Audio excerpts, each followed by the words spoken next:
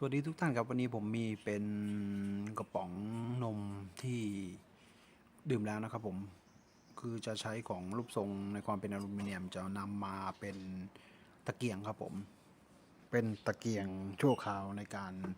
เมื่อไฟดับไฟอะไรก็ใช้ประโยชน์ชั่วคราวครับอันนี้เป็นน้ำมันพืชที่ใช้แล้วนะครับผมจะนำมาเป็นเชื้อเพลิงในการให้แสงสว่างนะครับผมโอเคครับติดตามชมกันนะครับ